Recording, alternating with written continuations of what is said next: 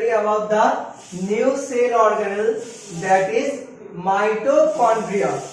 हमने last continue किया था about the different topics of cell biology, जहां पे हम लोग डिफरेंट काइंड्स के सेल ऑर्गेनल के बारे में स्टडी कर रहे थे. Okay, so today will continue with mitochondria. Mitochondria जो है ये आपका यूकैरियोटिक सेल का कंपोनेंट है. ये फर्स्टली याद करना, जब हमने prokaryotic cell and eukaryotic cell की कंपैरेटिव स्टडी की थी, तब हमें पता है कि माइटोकॉन्ड्रिया किसका कंपोनेंट है. This is a component of eukaryotic cell, जो प्रोकैरियोटिक सेल में आपका एब्सेंट होता है. ओके, तो फर्स्टली हम लोग देख लेंगे briefly about the history of mitochondria. तो माइटोकॉन्ड्रिया की हिस्ट्री में फर्स्ट बात करेंगे. माइटोकॉन्ड्रिया फर्स्ट ऑब्जर्व किसने किया था? It was first observe by Richard Altman. ये नाम आप याद रखना. माइटोकॉन्ड्रिया फर्स्ट ऑब्जर्व किया था किसने? Richard Altmann. लेकिन माइटोकॉन्ड्रिया जो नेमिंग है, नेमिंग ऑल्टमैन ने नहीं किया था. Naming was done by another scientist. Altmann ने खाली स्ट्रक्चर देखा था and Altmann has given the name bioblast. ये टर्म आप याद रखना. फर्स्ट टाइम जब माइटोकॉन्ड्रिया ऑब्जर्व हुआ था बाय ऑल्टमैन, उन्होंने माइटोकॉन्ड्रिया के लिए टर्म जो यूज किया है that is known as the bioblast. Okay, but the name mitochondria this was given by scientist, this was given by Benda in 1898. The name mitochondria was given by scientist Benda on 1898. अब देखो ये जो cell organelle है, as you all know that this is a part of eukaryotic cell. So firstly we will study about the basic structural organization of mitochondria. देखो यहाँ पे मैंने mitochondria का डायग्राम बना के रखा है. तो फर्स्ट देख लेते हैं इसके स्ट्रक्चरल पार्ट्स क्या क्या है माइटोकॉन्ड्रिया के. देखो माइटोकॉन्ड्रिया में दो मेम्ब्रेन्स प्रेजेंट है, एक बाहर की तरफ, द सेकेंड वन जो अंदर की तरफ. Okay, so the outer most, generally biology में जो भी बाइलेयर्ड मेम्ब्रेन होते हैं, मोस्टली यहाँ पे क्या है, ये बाइलेयर्ड है. आउटर मेम्ब्रेन जो बाहर की साइड है that is known as the outer membrane. ठीक है, बाहर की साइड के मेम्ब्रेन को क्या बोलेंगे? This is known as the outer membrane. Simple याद रखना कि आउटर मेम्ब्रेन का मेन इंपॉर्टेंस क्या होता है, क्योंकि ये सारे सेल ऑर्गेनेल सस्पेंडेड कहां पे? Within the cytoplasm of the cell. तो किसी भी सेल को एक बेसिक कंपार्टमेंट चाहिए होता है to distinguish from the cytoplasm. Suppose cytoplasm में जो भी सेल ऑर्गेनेल्स है they are suspended in a neutral pH, but यहाँ पे within the cell organelles सबका matrix composition whether lipid wise और protein wise and also component wise and pH wise there are lot of differences are present. So we need a basic wall that can differentiate the cell organelles internal environment from the environment of cytoplasm. Cytoplasm के environment के साथ compartmentalisation कौन करता है? The membrane, outer membrane and inner side में क्या होता है? Inner side consists of a inner membrane.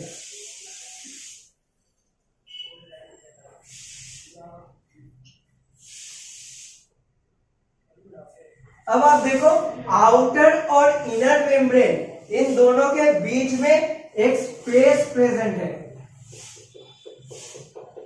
ठीक है, आउटर और इनर मेम्ब्रेन के बीच में आप देख सकते हो एक स्पेस प्रेजेंट है. That space is known as inter membrane space.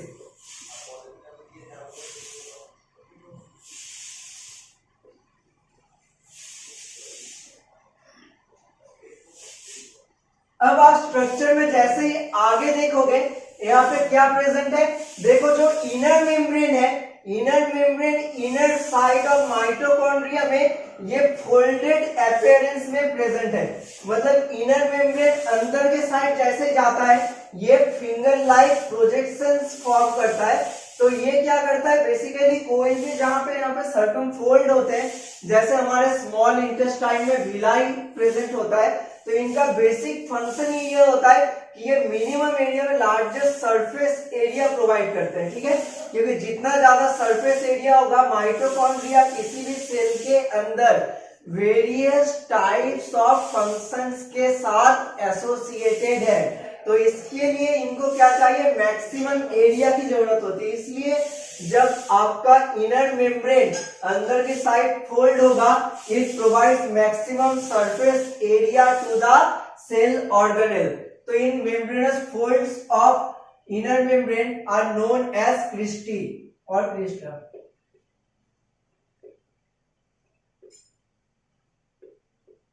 अब आप देखो क्रिस्टी के साथ एसोसिएटेड यहाँ पे मैंने स्टॉक लाइक पार्टिकल्स बना रखे हैं। यहाँ पे अगर मैंने ये all over the mitochondria present होता है, बट मैंने खाली समझाने के लिए आपको यहाँ पे मैंने ये पार्टिकल स्टॉक लाइक प्रेजेंस में दिखाया। These are known as the F1 particle, betterly known as the F0 F1 particle.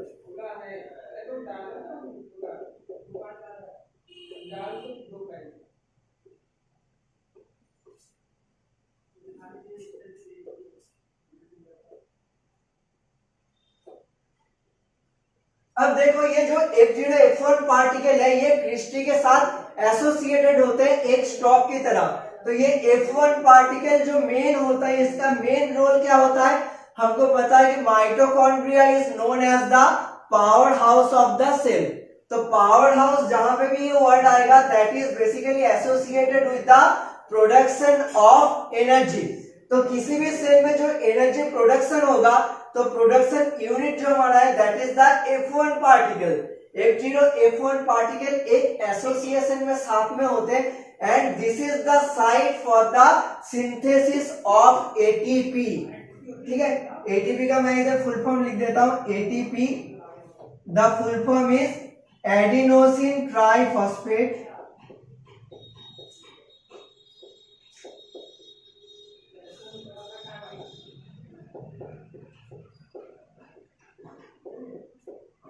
ये जो आपका एडिनोसिन ट्राइफॉस्फेट है, this is better known as the energy currency of the cell.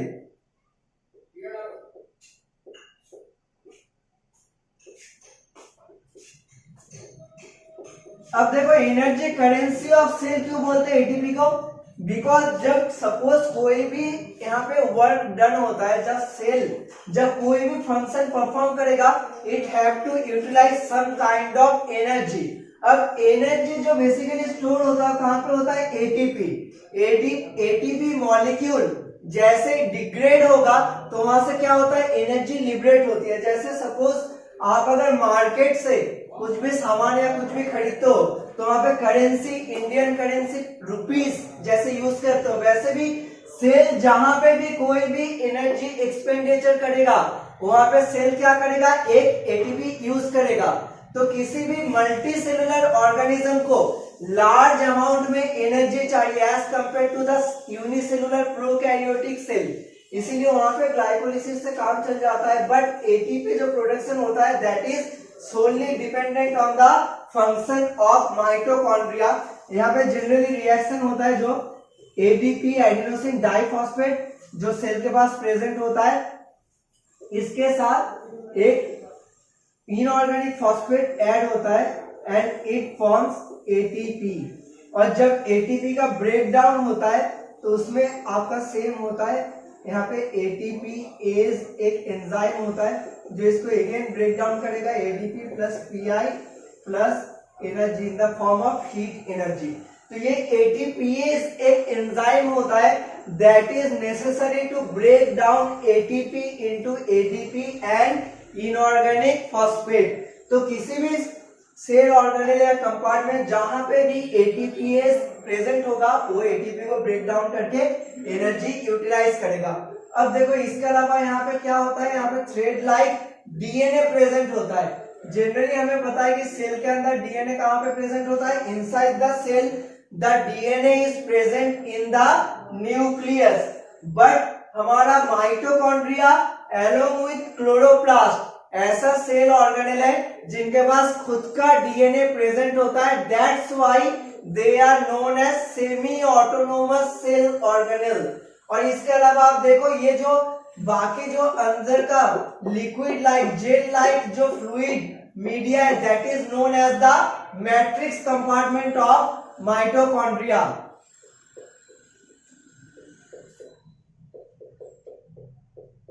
जो inner अंदर के side जो जेल लाइक बेसमेंट सब्सटेंस है this is known as the matrix.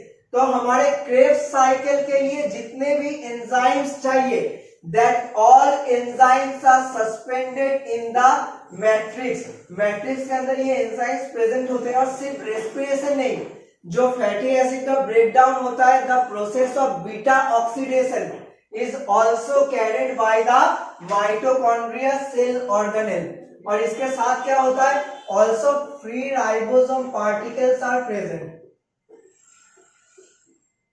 क्योंकि राइबोसोम और डीएनए ये सेल ऑर्गेनेल माइटोकॉन्ड्रिया के पास खुद का होता है। जो माइटोकॉन्ड्रियल प्रोटीन्स होते हैं they are synthesized by the mitochondrial ribosome. इसीलिए माइटोकॉन्ड्रिया को हम लोग और क्या बोलते हैं, this is also known as semi autonomous cell organelle.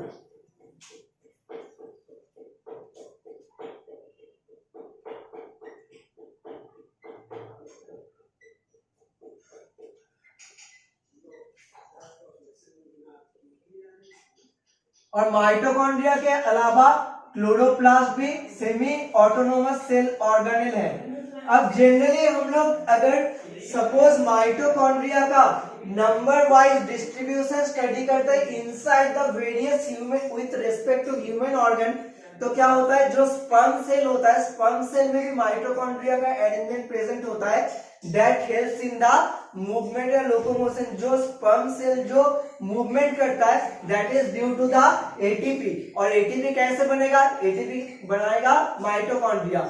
इसके अलावा हमें पता है liver the largest machinery organ in our body, उसके अंदर various type of biochemical reaction का जो हाउस है लीवर सेल के अंदर माइटोकॉन्ड्रिया अराउंड 15 to 20%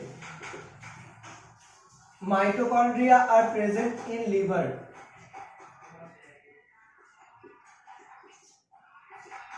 क्योंकि लीवर में और क्या होता है, लीवर में फैटी एसिड का जो ब्रेक डाउन होता है that is known as the beta oxidation, वो भी माइटोकॉन्ड्रिया के अंदर होता है। तो ये याद रखना लीवर सेल के अंदर जितना भी सेल ऑर्गेनेल होता है उसका ऑलमोस्ट 15 to 20% क्या होता है आपका माइटोकॉन्ड्रिया होता है।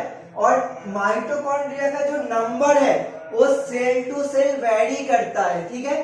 किसी भी सेल के अंदर नंबर ऑफ माइटोकॉन्ड्रिया कितना होगा वो उसके फंक्शनिंग एबिलिटी के ऊपर डिपेंडेंट होता है। और जनरली माइटोकॉन्ड्रिया का जो साइज होता है दैट इज रिलेटिवली स्मॉल, ये ओनली आपका 1 to 4 माइक्रोमीटर इन डायमीटर होता है। और सेल का इनिशियल यूनिट अगर आप याद करोगे 1 micrometre is equal to 10⁻⁶ metre. Okay, so this was the basic part of mitochondria. Next lecture we will continue in details about the outer membrane, inner membrane, matrix, endosymbiotic theory and the functioning of mitochondria. For today this all. आप अच्छे से ये study करना because mitochondria NEET के लिए बहुत important है। ये बेसिक मैंने आपको आइडिया दे दिया है, नेक्स्ट क्लास में हम लोग इसके बारे में डिटेल्स में स्टडी करेंगे। ओके।